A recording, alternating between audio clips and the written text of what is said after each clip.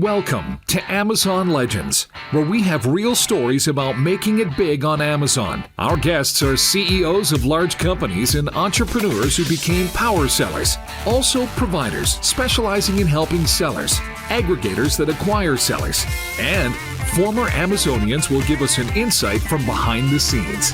Here is your host, Nick Urison. Welcome to another episode of Amazon Legends. My next guest is someone always trying new things. He's always on the cutting edge, and he loves starting stuff. And he's been on the show before, and I love the conversations with him. So he's been in the e-commerce space for a decade and a half, both as a seller and a provider. He even supplied a piece of equipment to the legendary show Breaking Bad. So he's the founder of Canopy Management, which is a leading full-service Amazon agency with focus on advertising and marketing. Also, he has a new platform called Deep M. And this is what I think is a revolutionary product or a service or a platform. You're going to hear all about it in a second. So I'm dying to hear. And when he's not working, which I don't know when, he likes RV travel and good food. With that, everybody, meet my guest, Brian Johnson. Welcome back to the show, Brian. Nick, thank you for having me. You dug out some things from the past. I'm impressed. That was very well done. Thank you. Well, you tell me things and they just stick. I like to write them down, but you never know. You never know what it is. And also, Brian, what it is.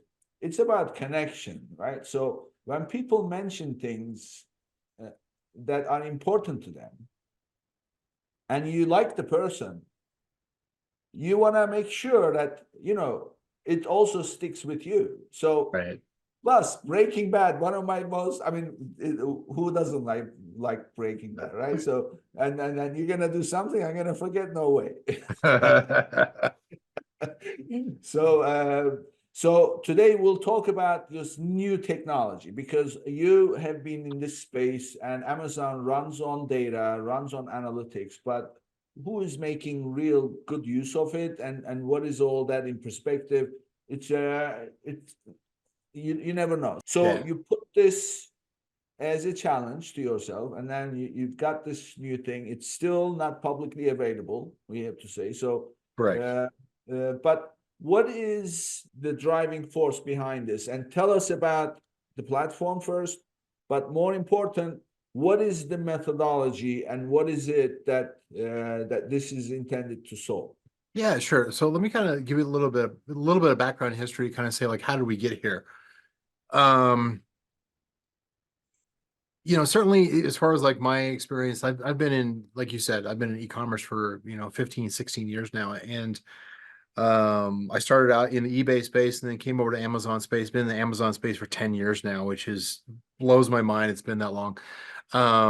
But a number of projects that I've had, that I've brought to market includes software, training, agency, and now back into software. And there's a common thread that occurs, where obviously I put myself out there intentionally in order to try to educate more up and coming sellers to do better, right? And the problem with that is that if you're any good as far as like getting your message across, then people listen and they actually put it into place, and then everybody's doing it, and then that's kind of what we've run into. And I don't want to take the credit for like saying like oh, everybody does what I do, but I have to admit is that I've created most of my competitors. So in the advertising space, and so shame on me. But at the same time, I love the innovation and the chance to work on something new or different, I should say. So where we started out with was primarily like I was always initially got into the Amazon advertising space because I wanted to leverage, okay, how do I get more eyeballs? How do I get more visibility on the products that for my own products, for client products? Because I actually was coaching a friend of mine and his girlfriend's brand back in the day. That's how I got started. And it was always for the means, for self-interest of trying to solve my own problem of how do I get visibility. And so the reason that I had spent, thousands of hours trying to figure out the advertising was to solve that. Well, even though Amazon continues to roll out a number of changes and new improvements, usually what they're doing is they're expanding their ability to make money. There's over 30 different ad placements that are available on Amazon today. Most brands don't even tap into a fraction of that, but they exist. And Amazon is kind of like, they're kind of like exhausting the real estate to say like this is a pay to play kind of thing. It's become a bit cliche to say it's like, well, it's pay to play. It's like, yeah, okay, tell me something new. Okay, what's the new, right? The new is that it's getting expensive. That's not a surprise to anybody that it's getting expensive to advertise, because every single PPC advertising platform on the planet always gets more expensive as it gets greater adoption. Same thing happens with Amazon. There are clients that we work with that are, paying $5, $6, $7 cost per click just to compete in their niche. And at some point, you're like going, I don't have the margins or the conversion rate in order to compete at $5, $6, $7 cost per click, right? It's a lot harder, right? And so then you have to focus back in on to just the natural search rank, the search results that come back when you do a search on Amazon, and what is commonly referred to as organic search, probably more accurately just plain just search, and trying to position a product. And there's a number of ways that we've found that as an industry, that we as an industry have found in order to game the system, in order to there's gaming of reviews, there's gaming of unit sales velocity through things like giveaways and deep discount coupons and rebates and some of these kind of things, right? Reviewer pools, some of these things that Amazon is attempted to shut down over time. Some of these things are still very active, but the biggest problem that we keep circling back around is there's a lot more complexity to the way that Amazon and as the label goes, A9, as far as how the algorithm judges products and how it sorts the products for the search results. There's a lot of elements that are involved. It's not just a magic bullet of, well, if I give away a bunch of product, therefore I'll win because unit sales velocity is the only thing that it cares about, which is no. The answer is no on that. It goes into a lot more detail. I know I certainly want to give credit back to people like Danny McMillan, who has certainly done extensive research into A9, certainly contacts that I have across Amazon and within the industry, within our own mastermind, right, Nick? There's some brilliant people who are talking the data science and, essentially the quantum physics of Amazon, if you will. We're behind the scenes trying to figure out, how does this stuff work? How do we understand how Amazon's algorithm works better? So the approach that I came into recognizing is that Amazon advertising is only going to get more expensive. And there's only so many tactics and strategies that you can implement and software automation that you can implement in order to solve that. At some point, it becomes just one lever out of several that you can pull in order to get attention and sales to a brand, to a product. And so when I started expanding beyond just the advertising realm, I focused pretty heavily for a couple of years on, listing optimization, listing SEO, conversion rate optimization. And that's been kind of overgeneralized in that it's like people say, it's like, oh, well, you just need to optimize your listing. What does that even mean? Right? What does that specifically mean? Exactly. And so what happens is, I joined the bandwagon as far as like, well, I can create that service. I can hire some of the best graphic designers and videographers and copywriters on the planet, and I can have them on my agency team over Canopy, and I can deliver a fantastic product, and we do. But the problem is that it's a shotgun approach. let me go and optimize everything, redo all the images, create videos, rewrite the title, rewrite the bullet points, rewrite the description, rewrite the A+ content, the back end, like all these things come into play, and you're trying to make your best attempt to get attention to the shopper. You're trying to differentiate from your competitors, and you're ultimately trying to create that compulsion by the consumer to buy the product that increase that conversion rate, right? And ultimately, the measure that we have is, did we sell more, right? All this combined is, did we actually sell more product? But there's way too many questions that weren't being asked or we couldn't answer at the time. There's got to be more detail to this. There's got to be a way to figure out what's more important to A9 is the title, a common question. Like, okay, well, if I'm going after a specific search term or search rank, does it need to be at the front of my title, the middle of the title, the back of the title, the bullet points, the back end search? Where does it need to be in order to have the biggest effect? Do I need to drop my price? Do I need to have just as many reviews as my competitors? Do I need to drive traffic from TikTok and Google and Facebook and wherever else, right? And the answer is yes, all of it.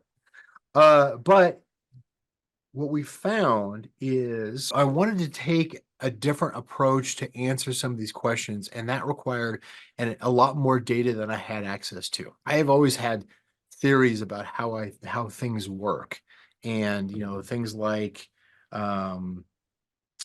search term to browse node similarity and trying to match things up there, and buyer intention as far as what shows to like one of the philosophies there, one of the theories that I had was Amazon is going to show exact match targeted keyword ads to shoppers that they detect have a high intent of purchase. And so then the philosophy or then the response to that kind of argument is that it's like, well, what that means then is that I only need to run exact match because I only want high intent shoppers. Sounds good in theory, but what we find out is Amazon's only confident 20% of the time. Now they're more confident than now than they were a couple of years ago.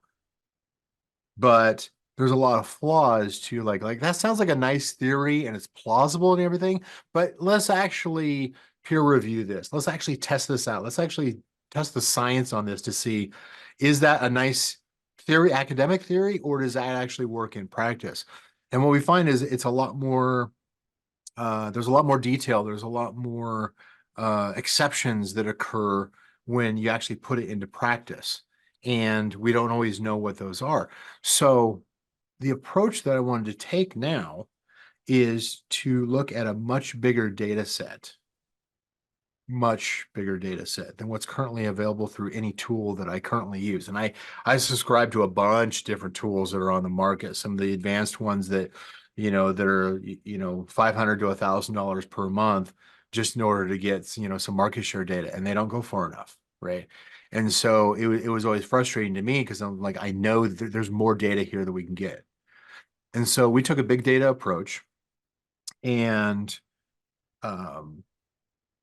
came up with a way to essentially not only scrape data, but also pull together data from multiple sources, APIs, reports, Amazon's own site, search results, in order to collect so much data that we could then use the technology that was now available. I'm not talking about large language models like ChatGPT. I'm talking about just machine learning in general, artificial intelligence approach, and using machine learning to analyze a large amount of data that would have taken a team of people thousands of hours in order to analyze themselves. It's not practical to do it that way. You're not going to have, you're not going to have, I actually calculated, so like it would take the average brand working for a single product niche. They would need at least 30, I think it was like 32 full-time employees analyzing the data every single month in order to stay on top of it. Who's going to do that? You No, know, I don't have that very kind of money to throw at a team just to do analysis, right? So it needed the technology to catch up. And so we've gotten to the point now where we can collect a large amount of data and not just analyze the data by itself, but then combine different elements of that data. An example on that would be if we look at a specific product niche, what we feed to the machine learning model is approximately 20 to 30 million data points about a single product niche, right? A single subcategory. And the system, because looking at that much data, it can see patterns that we wouldn't normally see as humans. We might have like, I kind of think that it's like, price seems like it works better in this, price adjustment seems to work better in this category. We have some of our own observations. But what we found is that analyzing the big data, we could figure out how A9 weights 15 to 20 different ranking factors that it looks at on a product, performance, content, a number of things for each subcategory, and determine where A9 thinks one thing is more important than the next. I had always assumed that it was the same kind of algorithm applied to all of the subcategories. Same rules apply. Just need this X amount of unit sales velocity. Helium 10's got their, what is it, the CR8 or whatever it is, that says like, hey, this is how many, this is how many product you need to give away in order to rank well. Yes. Problem with those, if we circle back around to that particular method, if I give away a bunch of product, yes, it worked just as the service said it would that I paid. I was able to get on page 1. And 4 weeks later, that thing's not on page 1 anymore. It slid right back down again. Yeah. And we tell ourselves, well, that's because my conversion rate wasn't high enough. Or we tell ourselves, I wasn't running advertising aggressively enough. I wasn't paying enough into advertising to keep it up there. The idea was always that it should stick the landing. It should stay there once we get there. But the reality is that you gamed one of 15 different factors. And when you stopped gaming that one aspect, that one factor, you normalized again. A9 looked at the rest of your 14 factors and said, you're not good enough to be in page 1, let alone top 5. Well, it's called the moving average, right? So everything is, so it may get you there. If I mean, let's look at it this way. What is CPR, first of all? CPR is the number of orders you need to take for getting on page 1 for that particular keyword over how long? Yeah, I think it's like per day across 8 days, I think. 8 days. Yeah. Not per day, not so many. I think it's per day across like 8 days, but I think that number has changed a little bit. I mean, I don't normally actually use CPR. Yeah, but my understanding is how many in total you're supposed to give away over a period of 8 days. And if you do that, then within 2 weeks, you are going to be on page 1. Correct. So what does that mean? Let's take X number, let's say 35 pieces, it says. 35 divided by 8 is about 4 or 5 a day. So if you sell 4 or 5 a day every day, of course, you're not going to sell 4 every day. You're going to sell 1, 2, 3, 4, maybe 5, 6, whatever. Then it's going to go. So what does that tell you? Your order velocity or your sales velocity is averaging 4 a day. Correct. If you drop that just after you get it, then you're done, right? So you are out of the picture. So that's the easiest way for people to understand how reliable this is. So we are going way beyond that. So anyway, keep going. I mean, you're definitely onto something that is absolutely correct, and that is, the philosophy or the normal practice, I should say, in the industry is, well, you need to test it. You Yes. need, if you're going to take an advertising if you're going to create a solo advertising campaign, solo single word keyword campaign all by itself, and you're adjusting things like placement and which bidding strategy you're using, and you're jacking up the bids and all this kind of stuff. You're doing all these things in order to increase the visibility and the sales velocity. So you maximize the sales velocity. Search term impression share report comes back and says, yeah, you're number one, as far as search rank for this term. Cool. This is the most that I can do. Why is it not enough? Because first of all, you don't know how many units you need to beat your next competitor, let alone your whole competitive set, right, within your subcategory. And two, you don't know what else that Amazon is judging in its A9 algorithm about your listing and its performance. Because you could be in a commodity product where where A9 is looking at price more closely and will weight price, 20%. And 20% is generally the highest that any one factor will get. Once in a while, we see like a 30 or 40%, usually around unit sales velocity. In those situations, gaining that unit sales velocity will work temporarily.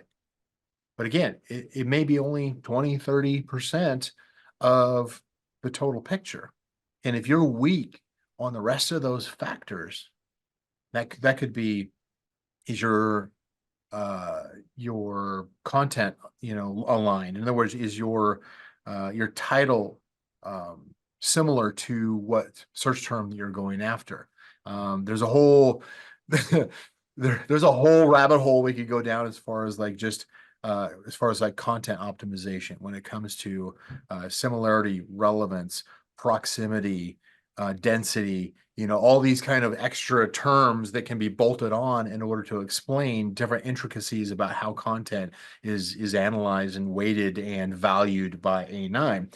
But ultimately, you've got things like your title, your bullet points, your description, your hidden classic description, your visible A+ description, your back end, alt text keywords, your back end generic keywords or additional search terms in the back.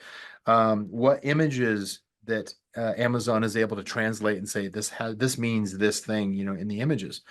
We can look at and all like the specs, like made in China, weighs X amount of dollars, weighs X amount of pounds, whatever. It's looking at a lot of these different factors, and it's also looking at things as far as like, okay, how many reviews do you have relative to your competition? What is your average product rating relative to your competition? What's your price relative to competition? Are you FBA Prime? Do you have inventory in the warehouse that's closest to the consumer that's shopping right now? Are you running a promotion? Do you have a discount coupon? Are you running a lightning deal? It just keeps on, bolting on, right? Are you selling on eBay? Are you selling on, I mean, these things come into play. Amazon actually looks at this kind of stuff, right? Are you sending traffic from TikTok versus Facebook? There's a lot of different factors. What is your conversion rate of these units? So that's kind of like that's not an exhaustive list, but it kind of gives you an idea of there's a lot of things that A9 wants to take into consideration, and it varies from one product niche to another, and one subcategory to another, because price will make a huge difference in a commodity. If you're buying paper towels, you're probably going to go for like, okay, this is a brand that I trust and it's available from 10 different vendors. I'm going to go with whatever the cheapest is, right? So what have the consumers trained A9 to value the most in that particular subcategory for paper towels? Well, nobody goes through and looks at the reviews. Nobody seems to go through and look at the A+ content and review all the pictures and everything. They don't care about the ratings because they already have trust in that brand. They're simply like, who's the low price leader? Okay, price has 20% weight in the algorithm. That's going to have the number one heaviest weight as far as how we sort products in the search rank, in the search results. But then you go over to something like a luxury watch, and the consumers are training A9 that, well, everybody who buys seems like they go through and they look at all the reviews. And so the ratings seem to matter and the review quantity matters. How much time on page matters because they're looking at the images and they're looking at the reviews and everything. Price doesn't seem to come into play. And so price becomes a 5% impact in that subcategory, but ratings become a 20% impact, right? And so when we have enough data and we can kind of reverse engineer how A9 looks at each individual subcategory, we see a pattern that we didn't expect to see, but we do see it in that each subcategory is going to have different factors that are going to bubble to the top. This is most important. This has a 20% rate, weight. This has a 15%, 10%, 12, 8%, whatever. So we know what the top, 4 or 5 weighted factors are for a specific subcategory, so that in the case of DeepM, we can work with our users within our beta program and say, okay, this is where you need to focus most on, right? That's one aspect of having the big data. Second aspect of the big data is being able to, because you're looking at so much data, you're looking at how does every single product perform in all these different factors for every common search term that everybody's going after in that subcategory. So what that opens up is now what you see is not only what are the holes in the competition. You know what? 30% of your top competitive set aren't attempting to rank to rank in the search rank for these collection of search terms. In other words, there's a lot less resistance for you to organically rank on these search terms because your competition's kind of leaving that open. They're not focused on it. So that becomes an opportunity for you to go after. Now, not all your products qualify. Not all your products are have enough quality in each of these factors that matter to this subcategory in order for you to rank on page 1, let alone top 5 for these search terms.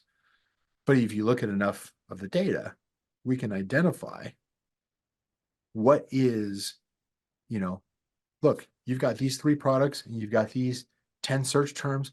These are all opportunities. They match up and your competition is weak on those. Go after those. These are easy wins, relatively easy win. We're talking like 2 or 3 month, moving from page 3 to page 1 to top 5, within 3 months kind of approach, right? That's the general idea. So we can see that. And that's a level of situational awareness of not only what matters to A9 as far as which factors do I need to focus my attention on in this subcategory? What are the holes that I can exploit among my competitive set? And how do I tune my products on each of these factors in order to beat my competition? And then the one thing that I added on was like, well, to really have this situational awareness, it can't be just a snapshot projection. It needs to be ongoing every week. So now one of the things we do is we pull in data every single week and reanalyze it and say, okay, what's changed? Well, 3 of your top 20 competitors, got a hold of ChatGPT and they optimized their title and now it's pretty and it reads well. And that gives them a 1% bump, improvement on that factor.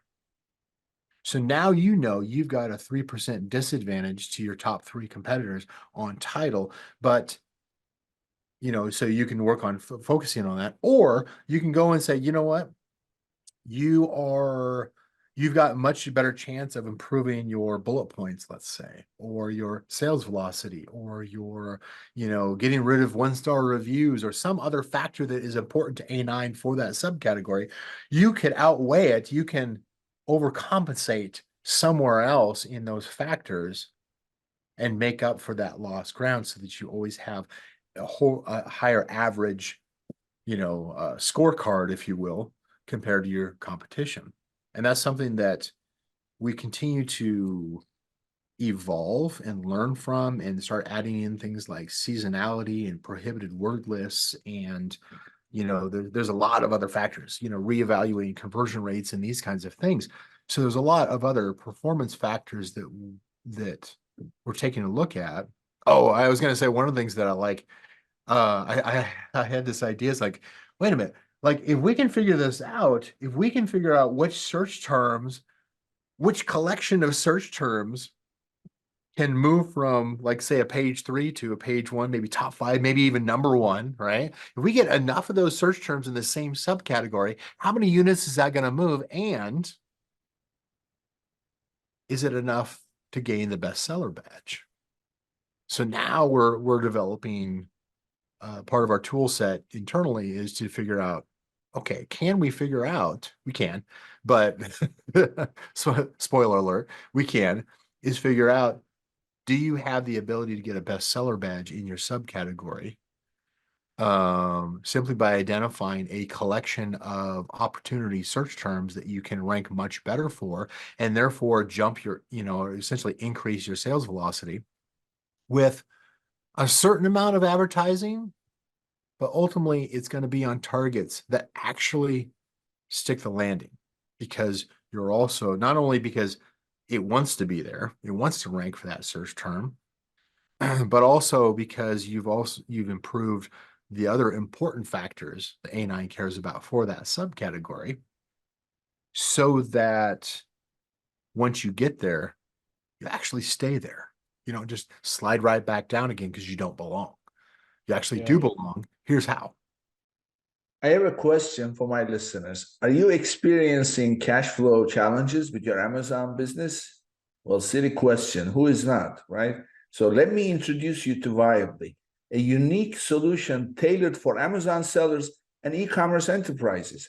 By connecting your Seller Central or Shopify account, you can promptly access funding along with a variety of financial tools, all for a flat fee. It's as simple as that.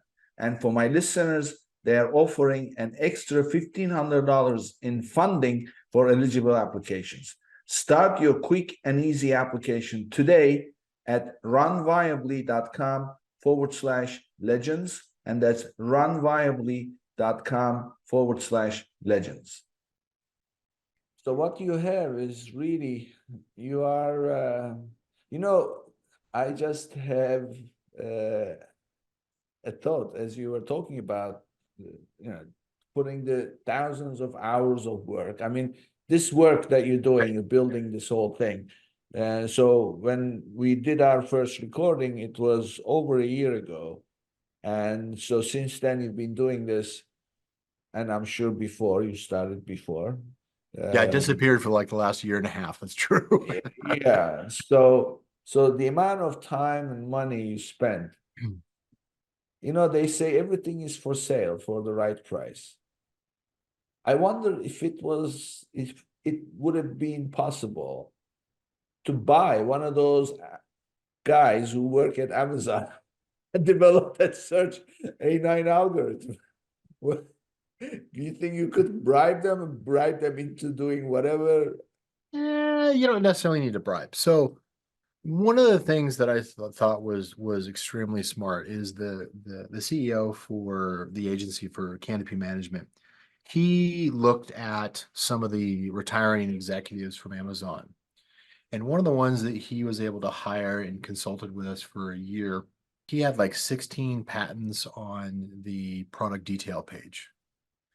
And the content team and how everything was structured, and what the focus is of the design team for doing SEO, listing optimization and creation, was based off of what he taught us about how the algorithm looks at and what the timing is and how long consumers stay on this element and this element, where their eye gets drawn to them, like all these different factors. So that is a brilliant move, and it has actually worked for Oh, it does work, is, if nothing else, to get some consulting insights, as far as like, okay, how does this sure. work, and what's more important here, A or B, so that absolutely, yeah, it's Well, I we mean, still have our blind spots. There are still blind spots that can't be observed externally as far as the specific conversion rate. There's a lot of clues that are, the breadcrumb trail, the clues that are left around, where we can do some estimation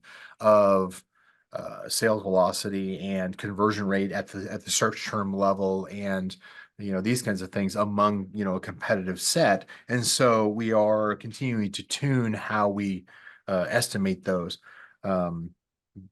But yeah, there's always going to still be some blind spots for any technology or system. Yeah. So ultimately, what your technology will do is show people how to move on page one and then stay there. And then, also do that on a collection of search terms and everything else, right? Yeah, the outcome is to increase sales, really. Increase sales the uh, because the product shows up for search terms very highly in organic search, and doing that without the need to go heavy into advertising. Now, anytime you're using, I mean, advertising is just one lever, right? Among multiple things that you can do in order to improve sales velocity, to improve all these different factors, right? So we want to take a holistic look at, like, okay, what are the top factors, and what are all the factors that can easily be influenced? Because even if you can get a 1% increase in one factor that is minor, that's still a 1% increase, right? Sure. If you can move, something from a 15% impact, and you got a kind of a 15% quality score, let's say, right? It's all relative to your competition. So the important part on that is, it's not that there's one magic bullet. There's not one magic metric that it's like, well, I've got to hit, 80% optimized in my title for density and relevance. It's like, no, if your competition is at 79%, then you need to be at 80%. If they're at 50%, you need to be at 51%. That's Yeah. what it comes down to, right? Like, Well, don't blow a whole bunch of time on something that doesn't matter. exactly. I mean, what you just said reminded me of this documentary. I don't know if you saw it, but if not, you have to watch it. It's called The Man Who Built America. Have you seen it? No, I haven't. I'm gonna. Oh my God. I want to know what you think about it after you watch it. It's Okay. not one single episode, it's multiple episodes. I have been just diving into all these these dramatic documentaries of, things like, how did um like all these startup companies, as far as like WeWork and all like, I can't get enough of these Have you things. seen the Uber story? The super Yes, yes. Oh, that was great. My favorite scene in that documentary. I want to tell you about this documentary. On that movie, Supercharged, was when he's served the cease and desist letter. They are out of business. That's it. They are done. Yeah. And he takes that and he turns that into a declaration of war or whatever. A victory. He turns that thing into a Yeah. victory and he gets everybody pumped up. I mean, it's unbelievable. But anyway, you've got to watch this A documentary, man and who built America. everybody watching and listening to the show, you guys have to see this.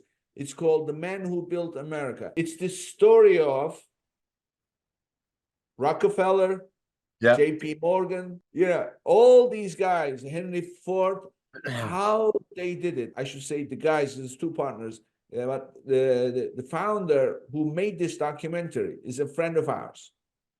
They won the Emmy. And Nice. he did a little group event where he brought his team and they presented to us how they went about doing it. Now, the real story that it's a huge success. He has since sold this company, but he spent 5 years pitching the story to studios, and they said no, no, No. no. And then finally, he figured it out. What makes it different is they use different formats. So documentaries are typically some footage, somebody talking, and some documents. Yeah. So it's all that. They and then they started to add reenactments, and What they did different, that was the deal breaker in terms of getting success, is whatever the subject matter was, they found celebrity like leaders talking about what that person had done.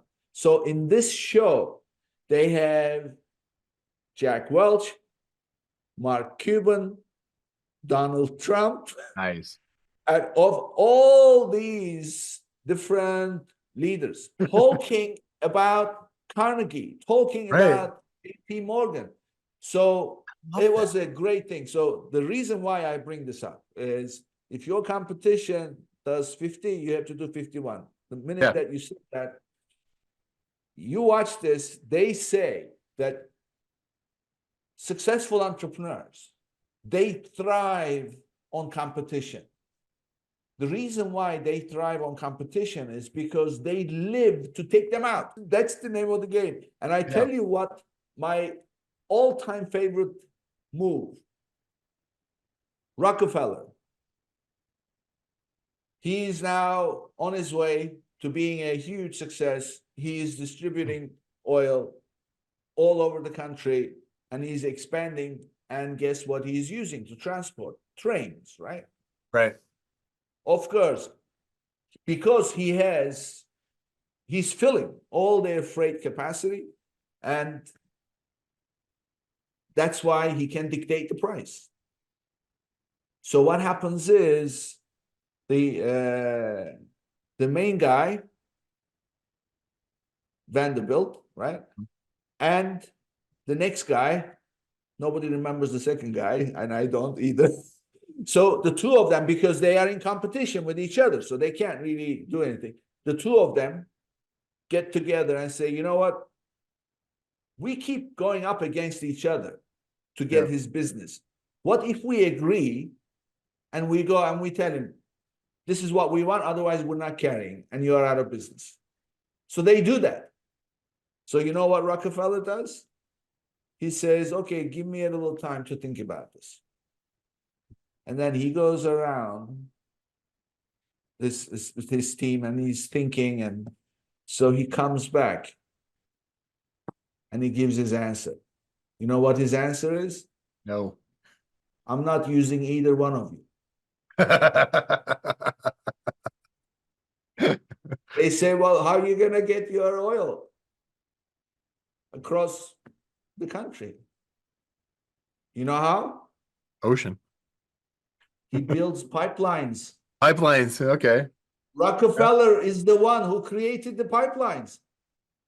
It kind of reminds me of when they changed the format for shipping for cross ocean shipping containers. When they actually built the container, the standardized containers, as opposed to just, baled together, pallets, they actually switched to the container. They could do 10 times the volume than they did previously. I mean, how are you going to get it from, let's say, Austin, Texas to Salt Lake City, Utah? You can't use ocean. You have to do overland. Correct. Yeah. Yeah. So pipeline would actually solve. This is not necessarily competing for oil. This is competing to stay alive, right? So these guys come together and say, you know what? You need us more than we need you. He says, oh yeah, okay. And that's part of the thing that I love about business is that, it's not about crushing the competition, right? It's not even about winning. It's about innovating, trying to be clever, more clever than I was before. It doesn't even have to be about anybody else. Am I clever enough to beat myself? That's why I love startup, business startups. I get to do that. It's rally driving, because when you doing rally driving, it's all about yourself. You have a co-pilot next to you, and then he's constantly telling you, turn right, turn left, go straight, go straight. And so it's all about how can you do more time, and rather than Formula One, beating the next guy. I think it's a bit of a mindset, but I am dying to hear now. These guys made another documentary called The Man Who Made Wars. In that one, they look at General Patton, they look at Hitler, they look at Churchill, they look at they look at all these people. So at the event, we asked him, the Man Who Made Wars hadn't come out yet, obviously. So we asked them, what's the plan? What's next? They said, well, right now we've got Men Who Made Wars, and then we are thinking about the Men Who Made Gangs. So it was all about the concept, the Men Who Made whatever. I'm sure they would include women in that, but anyway, the company didn't survive past the Men Who Made Wars. It got sold, and that the Men Who Made Gangs never made. Yeah, it never came to fruition. You know what though? I mean, honestly, I mean, I'm looking at some of the new technology that's certainly coming out, and obviously we could talk about this for days alone, but some of the new video technology that like OpenAI is coming out with, and some of these others are are you're getting a lot more attention on the AI creation of video. Imagine, I hear people talk about it's like, oh, well, I was going to get into, video editing or whatever. It's like my career is over with. What am I going to do? And woe is me. And it's like you have the ability to create your entire documentary, to create your entire movie, and just get your thoughts and get your creativity out there without the inhibition of having to learn everything. I went to film school. I didn't survive. But one of the things that I thought was kind of funny was because this is something I did as part of I guess maybe this was my midlife crisis because I did it when I was about 40, is I went back to school. I went to film school and I was surrounded by people who were, 18, 20 years old. You know what they wouldn't do? They wouldn't get dirty. Some of the equipment you set up for, filming a shot, whatever, requires you to get down and to build a set or to build tracks or you to get down and to scrape your knees and get hurt and you get bruised and everything in order to get it set up. You know what? Who was down on the ground? I was. And it's not because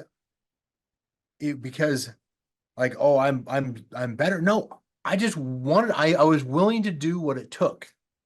Sure. And these guys would stand around like they were a construction crew holding the shovel, just watching the guy work. I'm like, you guys don't want this. They're like, oh, this is my dream. It's like, apparently not.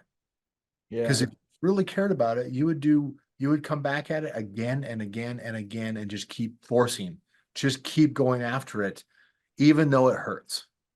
Well, there's this, and I love movies, as you can tell. So there Sure. is a scene in this movie. It's about, I think it's a football, all centered around football, as this coach coaching this team, young team, high school team, and it's the end of the practice, and they're completely exhausted. And it says, "Oh, coach, can't wait to just wrap this up." And it says, "You can't wait to wrap this up. Why? We're exhausted." Says, "Oh yeah, let's see how exhausted you are." And he gets this big guy in the team, one of those big, Right. huge, and then he takes one of the skinny ones. Says, "Now you get down to the skinny one." Says, "Now you, the big one, get on his back. Now I want you to go all the way up and then back." And he says, "No, you got to be kidding. We're exhausted already. No, let's Yep. see how far you can go." So he keeps pushing and he's pushing and pushing, yelling, as they are pushing. And finally, they go up and back. And then he says, "So you are exhausted." He says, "You don't tell me you're exhausted. You don't tell me you're going to do your best. You don't tell me you've done your best. You do whatever it takes." Yeah. That's the culture. Yeah. So You literally keep going, Of that's course it's it. gonna hurt. If it doesn't hurt, then you're not trying Yeah. hard, No, no pain, no gain, right? So, Of Brian, course, this is from a generation of people who are like, oh, my joints, and like, oh. so when is your platform going to be available? Well, here's what I'll tell you. We have a beta group. So we're currently in beta. We'll be testing this out and developing out some of the additional software. And one of the things that I love doing is, of course, is like every other week I come up with something new. It's like, oh, we could do this, and we can add on, so like our software roadmap continues to grow, right? And a lot of it has to do right now with just making sure that our beta testers um, are succeeding and we're learning from that. Mhm. So I would say that we would probably go to release probably in 6 months. But I got to be honest with you. Right now, we've let in a number of people into our private beta testing group, and we'll still let additional candidates come in and join that beta during this next 6 months before our planned release. But it comes across. Here's what I'll tell you is that one of the things that is on the table that we're considering is to never go public with it. Keep it private, keep it in-house. Sure, we'll grandfather in the people who are part of the beta program, but keep it in-house and go into not necessarily become an aggregator, but start working with brands, maybe acquiring brands and keep it in-house. That's a possibility that we may end up doing. It's So, like a whisper campaign. You've never heard that term? what is that? So the best way to spread the news is that, shh, I got something. Don't tell anybody. Oh, Actually, I it's have a restricted. story. Yeah. I have a story about this. Mark Ruffalo Yeah. was at this premiere Right. or some screening of a new movie. And this is the early days of Facebook Live. Okay. So he's at this event before. There's like a little cocktail thing, and then they get invited. This is like closed to the public. So he goes in and is watching the movie, and then he tells the story very funny. His phone is in his pocket, keeps buzzing, and he says, just like any other responsible citizen, I ignored it. I kept ignoring it, but after a while, the phone started ringing, and I had to leave, and then I have his assistant or whatever on the phone. Are you crazy? What the hell are you doing? And he goes, what are you talking about? She says, you are live on Facebook. Apparently, he forgot to turn it off, and the whole movie airing was live on Facebook. So, oh my God. And he's like, he says, that's it. I'm really screwed up. And so it's the following day, he goes to the office, and the studio heads, they say, he wants to see you. He says, of course he does. And so he goes into his offices, sir, I'm so sorry. I'm really screwed up. I didn't know about Facebook Live, and I'm so sorry. And whatever you say. And the guy gets up, walks over to him, and he says, you kidding? It was the best thing ever.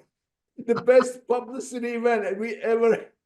So anything secret. So maybe one of those campaigns would do. Right. Well, I was kind of looking at it from a standpoint of like I wasn't thinking of like a whisper campaign, but now that I think about it, it's like, yeah, I guess that is kind of like shh, don't tell anybody. Yeah.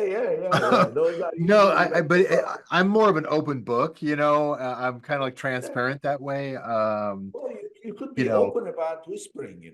yeah, that's true. So yeah, so just get in there. Exactly. Yeah. Yeah, I love No, that that's actually. great. Whisper campaign. Yeah, That's good but to know. I'm looking forward to it. Yeah. And I'm always interested, and everything that you have always has this cutting edge. So this one, I mean, obviously, people can. So share with us the information. Where can people go learn about this? I mean, I know it's not open, but you have a Right. website still that you have some information. Well, like I there. said, like we're certainly welcome, we can certainly welcome some additional beta testers who have our restriction is that we're only working and part of our beta program. So to answer your first question, deepm.ai is our website. And the M is for marketplace, it's for e-commerce. But currently we are only working with brands that are selling on the US Amazon marketplace. The plan is to go multi-channel, multi-marketplace. Yeah, so the US Amazon marketplace, 3P, just because Seller Central has better reports than Vendor Central, which sucks Yeah. for, those who are on Vendor Central.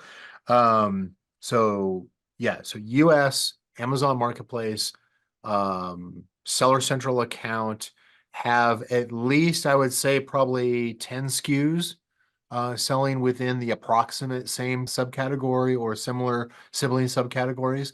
That seems to be the best combination. We've worked as small as, ones that have had just a couple, but are doing a lot of volume in those couple. We've also worked with brands that have 50,000 SKUs. In that example, the system came back and had thousands of recommendations. They're still trying to implement those 6 months later. So we find this kind of, okay, that's too many, because we can find too many opportunities. But the nice thing about, of course, is that one of the cool parts that we have is the week to week and that situational analysis, I think, is probably one of the best things. It's not just, hey, here's an opportunity to rank for a search term. It's what's that 50 versus 51% Right. comparison between my product and my competitive set, so that I know exactly what to tweak in this specific subcategory and know how that changes from one week to the next. Somebody changed their price, somebody changed their title. Amazon's AI changed their title. Did that help them? Did it hurt them? We're aware of all that, so that I think is extremely cool. I can absolutely, you already know, is I can completely just geek out on this stuff, and Oh yeah. so I can go full nerd, in a heartbeat, get into the data science on this. But this has been a fun year. I'm not gonna lie. Like, I have not been public. I haven't gone to shows. I haven't been speaking. This is me sticking my head out of the, out of the what do you call what's the Groundhog's Day? Was this is me sticking my head out. And so yeah, no, I appreciate you having me on, because I always enjoy speaking with you, because you get a lot of the science, and I love the fact that you gave me the man who built America and the man who made war. That's the very next thing I'm gonna go look for. Well, listen, I have plenty more. My friends know that when they meet with me, they're gonna leave with a list of movies to see. I love movies. This is a long time ago. Somebody asked me, "Who's your most favorite entrepreneur?" Being in tech, people expect, Steve Jobs, Bill Gates, and whatever. But no, for me, no. You know who my favorite top guy is? George Lucas. Oh, yeah. You know why? Because the Because he's guy imagined yeah, from nothing. out of nothing, Yeah. and then he produced, highly technical, by the way, to the extent that he came back and did the prequels, Right. and then Well, he monetized the hell out of it. you look at people like George Lucas. You look at writers like Gene Roddenberry, and Oh, some yeah, of yeah. the science that we have, 20, 30, 40 years later, they're still trying to figure out how did, somebody like a Gene Roddenberry come up with like this technology, because it turns out it's like that's actually accurate before we could even suggest that it was accurate through quantum mechanics. Well, my favorite was in Star Trek, Mr. Spock. Yeah. Always carried this little thing with a little strap over Right. his shoulder, and it had a screen. I never forget, if you may remember the episode where Captain Kirk and Mr. Spock ends up in like 1950s, and then there is a woman, and Kirk falls in love or whatever, and at the same time they are stranded. They don't have any resources. They can't Right. be back or whatever. And Spock is doing research, and I never forget, he builds this whole thing, and then he's looking at newspapers in his device. And I looked at it, I thought, oh my God, this would be so cool. And look at that now. We got something even better. And everybody's carrying it, right? Well, and think about, like, I always remember like the the pin communicators on the shirts, and they just tap Oh, it and yeah. they would talk to the Enterprise, whatever, right? But do you remember in the previous one, in the original Star Trek series, it was always the communicator that they flipped open. Oh yeah, it was always like Kirk always had that his way of opening it. Well, Brian, as always, it's a great conversation. Good luck with DPAM. I have no doubt it's going to be great success. Once it's launched, we want you back again so that you can tell us more openly. And then we would be happy to learn. I look Fascinating. forward to it. Thank you, Nick. Yeah, great. Thank you, Brian. So the contact info, deepm.ai. Yeah, or they could just email me directly at brian.johnson@deepm.ai if they want to email me directly. Great. Thank Cool. you very much. And thank you for being here. Thanks, brother. Appreciate you. Before I go, a quick reminder to say goodbye to your cash flow problems and claim your extra $1,500 when you qualify for $25,000 or more in funding. Go to www.runviably.com/legends and start your application today. Thank you. And this brings us to the end of another episode. And I'll see you on the next one. If you enjoyed today's episode, be sure to subscribe, rate, and review the episode, and share it with someone you think would benefit from it too.